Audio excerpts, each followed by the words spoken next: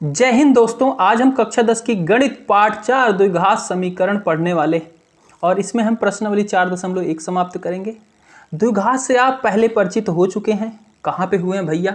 अरे आप हुए हैं दूसरे पाठ बहुपद के अंदर, वहाँ पे बताया था द्विघात बहुपद क्या होते हैं, ठीक है, और उनको किस प्रकार से बताया गया था, सारी डिटेल वहाँ पे बताई गई है। अगर आपने नहीं देखी वीडियो या आपको द्विघात बहुपद के बारे में नहीं पता तो वो वीडियो जरूर देख लें, तब आपको ये वीडियो देखे तो अच्छे से समझ में आएगा। डिस्क्रिप्शन में लिंक आपको मिल जाएगा। द्विघात समीकरण क्या होता है? उसी द्विघात बहुपद को बराबर में 0 रख दो या फिर कोई भी वास्तविक संख्या रख दो तो वही आपका द्विघात समीकरण बन जाता है। तो देखो यहाँ पे ax² प्लस bx इसका सामान्य रूप होता है, इस रूप का होता है, ये चीज भी वहां पे बताई गई है।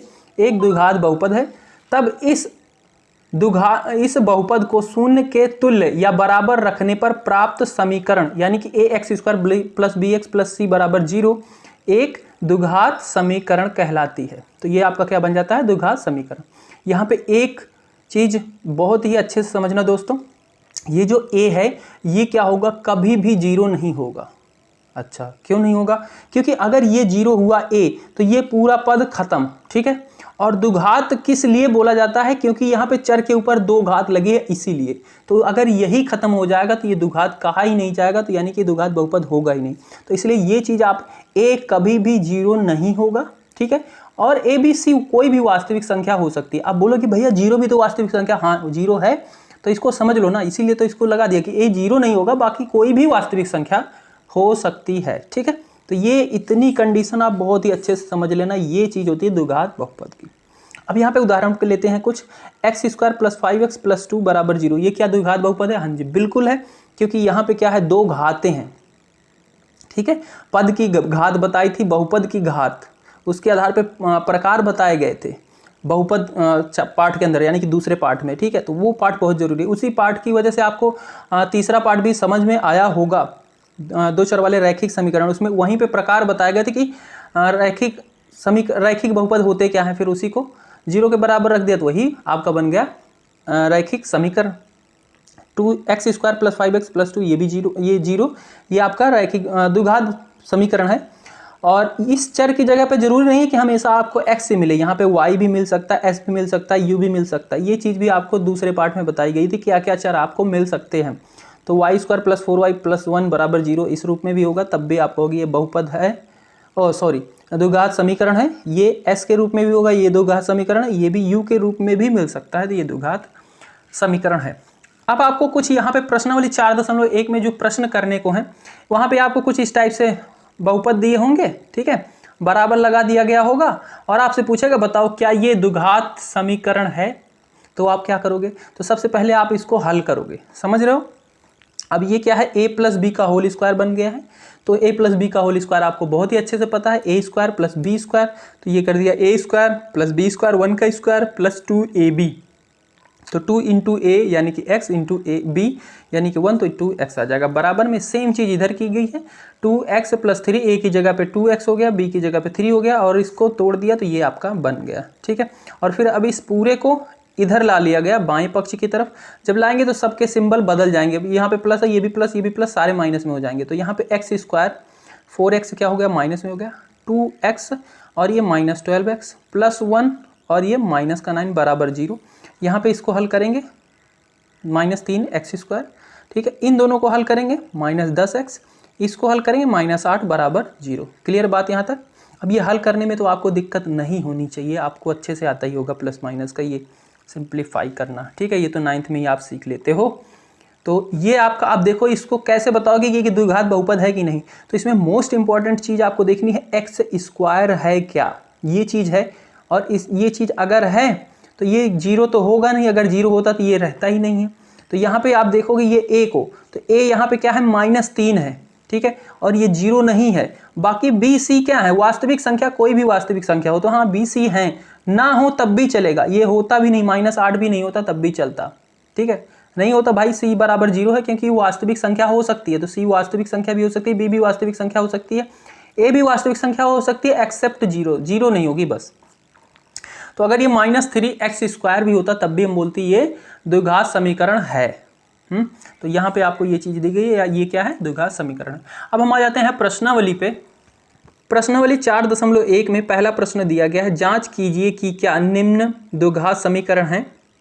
1 2 3 ये सारे आपको चेक करने हैं। तो सबसे पहले हम चेक करते हैं, क्या करेंगे, इसको हम सरल करेंगे और फिर लास्ट में हम इसको उस रूप में लाएंगे। किस रूप में, ax² + bx + c। अगर आता है तो है, नहीं आता तो नहीं है। ठीक है, ये प्रश्न हमने यहाँ पे उतार लिया। x + 1 का होल स्क्वायर है, 2 × 2 × x - 3 है, तो a + b का होल स्क्वायर हो गया a² + 2ab, तो 2x + 1 और इधर 2 से अंदर गुणा करें 2x - 6। अब इस पूरे को इधर लाएंगे तो ये x² + 2x, इधर क्या है प्लस x है, इधर आएगा माइनस, इधर +1 है और ये आएगा, इधर माइनस में था इधर प्लस का हो जाएगा बराबर 0। इसको हल करेंगे x², ये दोनों क्या है प्लस माइनस कैंसिल, और ये 6 और 1 7 हो जाएगा बराबर में 0। अब देखो यहाँ पे a बराबर 0 तो नहीं है, नहीं है, यानी कि ये वाला पद है। ये पद बहुत ज़रूरी है, अगर ये है तब फिर आपका द्विघात समीकरण होगा। ठीक है, द्विघात समीकरण होगा, ये पद बहुत ज़रूरी है। तो यहाँ पे a बराबर क्या है, 1 है, 0 नहीं है, इसलिए तो देखो क्योंकि ax² + bx + c बराबर 0, यहाँ पे a 0 नहीं है, a b c वास्तविक संख्या है। तो a b c, b क्या है, b तो इसमें है नहीं, आपको नहीं मिल रहा, यानी कि 0 रहा होगा तो वो गुना होके x को ख़त्म कर दिया होगा। c 7 है, तो b और c 0 और 7 है, और a क्या है, 0 नहीं है, वास्तविक संख्या ये भी है, 1 है के रूप में है, अतः ये क्या है, एक द्विघात समीकरण है। दूसरा पार्ट है इसका, x² 2x बराबर में -2 3 - x। हल करेंगे, उतार लिया वैसे का वैसे, और फिर उसके बाद इसको सरल करा। सरल कर सकते हो आप, बिल्कुल, हाँ जी बिल्कुल कर सकते हैं। -2 को अंदर मल्टीप्लाई करेंगे, -6 हो जाएगा। ये क्या है, माइनस माइनस प्लस का 2x हो जाएगा। ये है x² 2x, इसको इधर लाएंगे, 2x को प्लस में, इधर आके माइनस, ये 6 प्लस हो जाएगा बराबर में 0। x², ये दोनों क्या हो जाएगा, माइनस का 4x प्लस का 6 बराबर 0। क्योंकि अब यहाँ पे देखो a 0 नहीं हुआ है, b भी है, c भी है, ये वास्तविक संख्या, ये भी वास्तविक संख्या, a भी वास्तविक संख्या है, 1 है, तो ये क्या है, वास्तविक संख्या के रूप में है, अतः ये द्विघात समीकरण है। ठीक है, तीसरा पार्ट सेम चीज़ ऐसे दिया गया, इसको आप मल्टीप्लाई करोगे तो सबसे पहले ये चीज़ को इसके साथ मल्टीप्लाई करोगे, फिर x को 1 के साथ करोगे, तो x को इसके साथ करोगे x² और प्लस में x, फिर -2 को करोगे 2x प्लस माइनस 2 बराबर में ये x² + 3x। ठीक है, फिर माइनस का x और माइनस का 3, और फिर x², इसको लाएंगे तो x² हो जाएगा। ठीक है, और x इधर है, ये 2x है, इन दोनों को सॉल्व करेंगे, माइनस का x आएगा, और यहाँ से भी देखो यहाँ 3 है, -x 2x, तो यहाँ पे आके इधर क्या होगा, प्लस का 2x, इधर आके माइनस का 2x हो जाएगा, माइनस का 2 उतार लिया, 3 इधर माइनस में, इधर आके प्लस में हो जाएगा, बराबर 0 रखेंगे, ये x से x कैंसिल हो जाएगा, यहाँ पे -3 हो जाएगा, और ये दोनों हल होके प्लस का 1 आएगा बराबर में 0।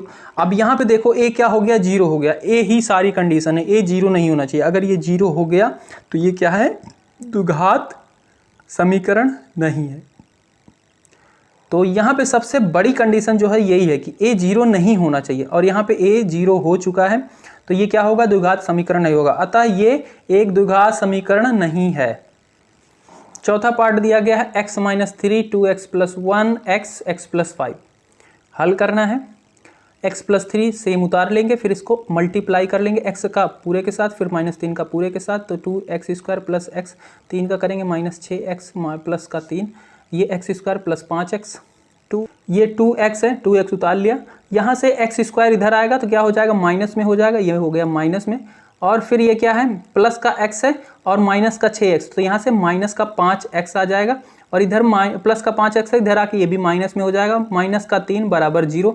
इसको सॉल्व करेंगे तो ये 2 में से 1 जाएगा x², ये दोनों जुड़ जाएगा 10x हो जाएगा, और ये 3 बराबर 0। अब देखो यहाँ पे a बराबर 1 है, b बराबर -10, c बराबर 3, और तीनों क्या है, वास्तविक संख्या है, a 0 भी नहीं है, क्योंकि ये वास्तविक संख्या के रूप में है, अतः ये एक द्विघात समीकरण है।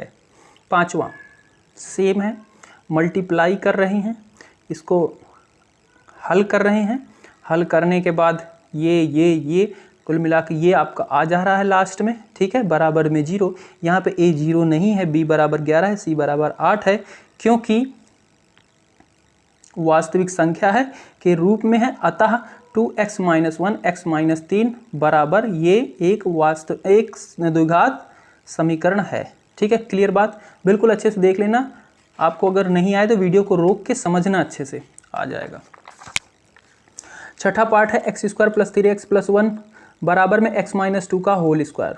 तो x square plus 3x plus 1 x square 4x plus, अब इस x को इधर लाओ माइनस में हो जाएगा, 3x को इधर रख लिया, ये इधर आएगा प्लस का हो जाएगा, प्लस 1 ये आया माइनस। अब यहाँ से प्लस माइनस ये कैंसिल हो गया, ये 4 3 7 हो गया और ये 3 हो गया बराबर 0। यहाँ पे a बराबर क्या हो गया 0, ये x स्क्वायर वाला पद गायब हो गया, यानी कि वो 0 हो गया है, क्योंकि ये a बराबर 0 है, BC वास्तविक संख्या के रूप में है लिखेंगे। ठीक है, ये 0 हो गया, ये 0 नहीं होना चाहिए था, वही कंडीशन है, आपको समझना है कि रूप में है, ABC वास्तविक संख्या के रूप में है, a बराबर 0 हो चुका है, अतः ये क्या होगा, एक द्विघात समीकरण नहीं है। ठीक है, x प्लस 2 का whole square 2x x square minus 1 ऐसे दिया गया, इसको भी हम ब्रेक करेंगे। इसका क्या है, क्यूब है, सॉरी इसका घन मूल है, घन है, तो a प्लस बी का क्यूब क्या होता है, a cube plus 3a square b plus 3ab square, a plus b का क्यूब होता है a क्यूब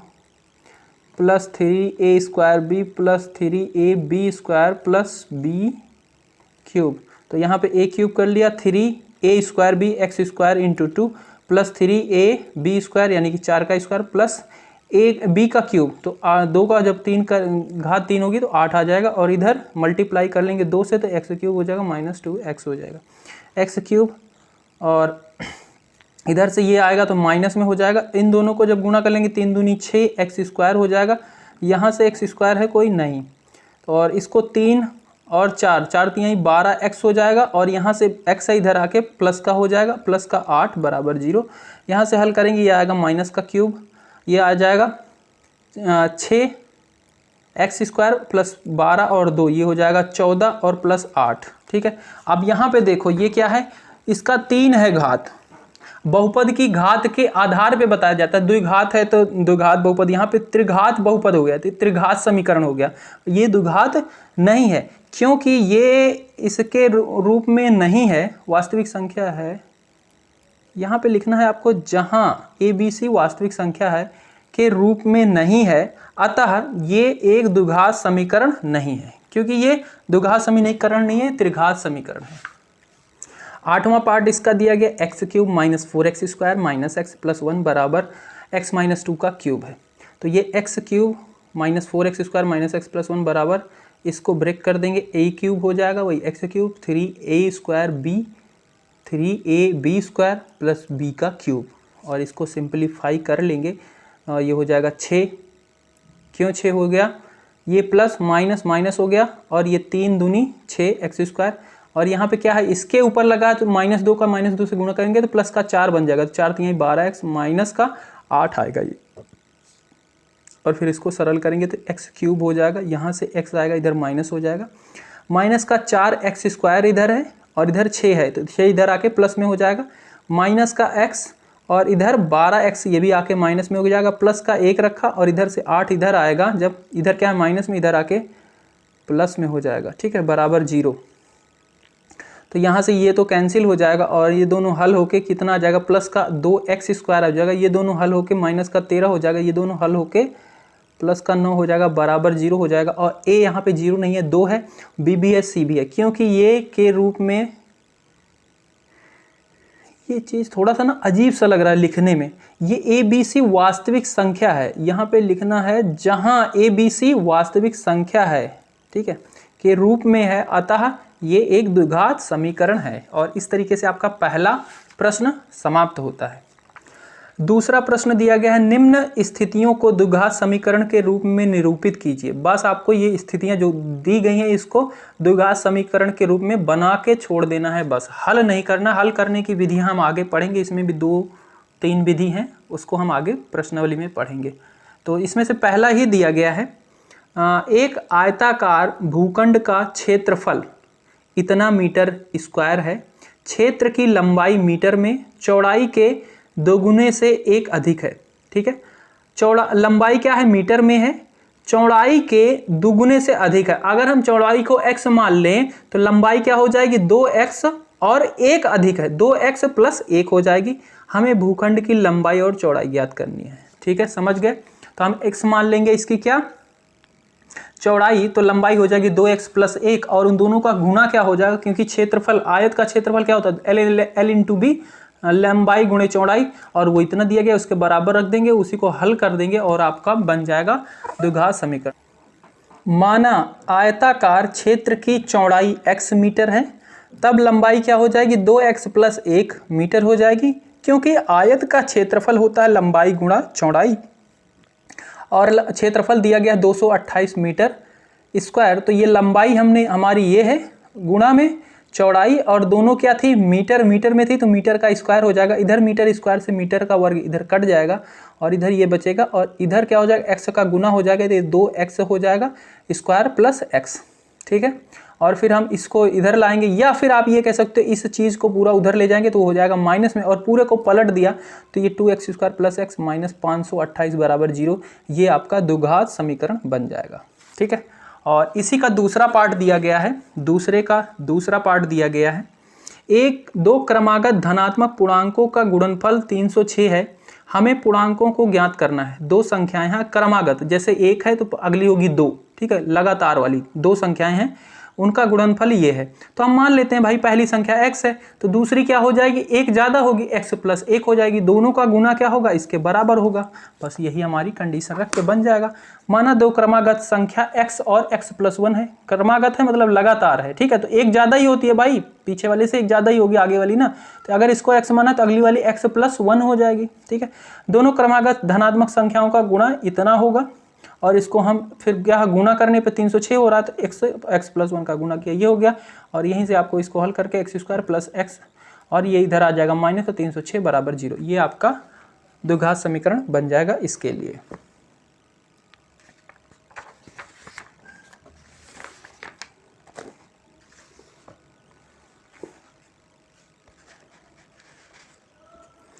तीसरा दिया गया इसमें, रोहन की माँ उससे 26 वर्ष बड़ी है, उनकी आयु वर्ष में है। ठीक है, रोहन की माँ उससे 26 साल बड़ी है। अगर रोहन x है तो उसकी माँ क्या हो जाएगी, x प्लस 26 हो जाएगी। उनकी आयु का गुणनफल अब से 3 वर्ष पश्चात, मतलब 3 साल पीछे चले जाओ, 360 हो जाएगी। ठीक है, 360 हो जाएगी। हमें रोहन की वर्तमान आयु ज्ञात कीजिए। अगर हम मान लेते हैं रोहन की वर्तमान आयु x, ठीक है, तब क्या हो जाएगी, 3 साल पीछे चला जाएगा, तो रोहन की वर्तमान आयु 3 साल पीछे क्या रहेगी, x माइनस 3 हो जाएगी। ठीक है, और उसका गुना क्या था, और इनके माँ की वर्तमान आयु क्या है, 3 साल बड़ी है, तो x माना तो x प्लस 1 होगी, x प्लस 26 होगी, और 3 साल पीछे चला जाएगा तो 26 माइनस 3 हो जाएगा। 3 वर्ष पश्चात है, पश्चात मतलब आगे, पीछे नहीं। ठीक है, पश्चात, 3 वर्ष पश्चात मतलब आगे, तो 3 इसमें जोड़ लेंगे, दोनों में जुड़ जाएगा, और दोनों का गुना क्या है, 360 हो जाएगी। तो देखो इसको कैसे करना है। तो माना रोशन की वर्तमान आयु x है, तब वर्तमान में रोशन की माता की आयु क्या होगी, उससे 26 साल बड़ी है, तो x प्लस 26 वर्ष होंगी। 3 वर्ष बाद, 3 वर्ष आगे, दोनों की आयु क्या हो जाएगी, रोहन की तो हो जाएगी x प्लस 3, क्योंकि 3 साल बढ़ जाएंगे भाई, और उसके माँ की क्या हो जाएगी, x प्लस 26 तो अभी थी, 3 साल आगे क्या हो जाएगी, 3 और जुड़ जाएगा, तो ये x प्लस 29 हो जाएगी। और दोनों का गुना क्या है, 360 दिया गया है, तो इन दोनों का गुना कर दिया 360, और इसको सरल कर लिया, और सरल करने के बाद ये आपका बन गया। समझ गए। ठीक है, इसके बाद इसका चौथा पार्ट दिया गया है। एक रेलगाड़ी 480 किलोमीटर की दूरी समान चाल से तय करती है। एक रेलगाड़ी है जो उसकी एक निश्चित चाल है, उससे चलती है, तो तय करती है 480 किलोमीटर की दूरी। यदि उसकी चाल 8 किलोमीटर कम होती है, ठीक है, जो भी थी, मैंने मान लिया x थी उसकी चाल, सामान्य चाल, तो 8 किलोमीटर उसकी चाल कम होती है, तो वह उसी दूरी को तय करने में 3 घंटे अधिक लेती है। हमें रेलगाड़ी की चाल ज्ञात करनी है, इसको बनाना है भाई। तो हमने माना रेलगाड़ी की सामान्य चाल x होगी। ठीक है, तो चाल क्या हो जा रही, 8 घंटे कम हो जा रही है, तो x माइनस 8 घंटे हो जाएगी, और दूरी यही है, समय क्या है, 3 घंटे में बदलाव आ रहा है। देखो इसको कैसे करोगे।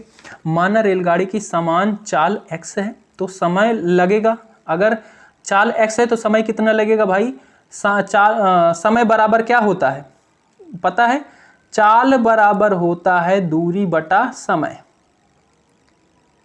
ठीक है, तो समय बराबर हो जाएगा आपका दूरी बटा चाल। ठीक है, तो दूरी तो फिक्स है 480 किलोमीटर है और चाल क्या है x है, तो 480 बटा x ये हो जाएगा। समय लगेगा जब सामान्य रफ्तार से वो चल रही है, जो रफ्तार हमने x माना है। ठीक है, जब उसकी चाल 8 किलोमीटर कम कर दी जा रही है, ठीक है, तब समय कितना लग रहा है, तो समय कितना लगेगा, सामान्य से 3 घंटे ज़्यादा लग रहे हैं, तो 480 बटा x ये तो सामान्य रूप से लग रहे थे, इसमें 3 घंटे की बढ़ोतरी हो गई +3, और इसको सिंप्लीफाई करके 3x बटा x हो जाएगा 480, क्योंकि क्रॉस मल्टीप्लाई हो जाएगा। क्लियर बात? हम जानते हैं चाल बराबर दूरी बटा समय होता है, और चाल की जगह पे क्या हो चुका है, अब चाल उसकी घट चुकी है कितना, 8 किलोमीटर प्रति घंटा। x सामान्य थी, अगर उसकी घट गई है तब दूरी क्या है, दूरी तो वही है, बट समय भी बदल चुका है। फिर समय क्या हो रहा है, ये हमने निकाला। ठीक है, ये समय लग रहा है जब उसकी चाल घट चुकी है, तो ये हो जाएगा। अब बटे में नीचे ये रखेंगे और इसको फिर सरल करेंगे, तो ये x - 8 होगा, यहाँ पे यही होगा। ये x क्या हो जाएगा, ऊपर जाके मल्टीप्लाई हो जाएगा, 480 + 3 हो जाएगा, इसका क्रॉस मल्टीप्लाई इधर हो जाएगा। ठीक है, तो x - 8 480 + 3x बराबर 480 हो जाएगा। इसको भी इधर ला लेंगे और इसका मल्टीप्लाई कर लेंगे। ठीक है, और मल्टीप्लाई करेंगे तो वैसे ही इसका जब करेंगे तो ये x का इसके साथ करेंगे सबसे पहले, तो 480x, फिर x का इसके साथ करेंगे 3x², फिर -8 का करेंगे 480 के साथ -3840 आएगा, और -8 का 3x के साथ करेंगे -24x आएगा। 480 इधर भी है, दोनों धन में है, खत्म हो जाएंगे।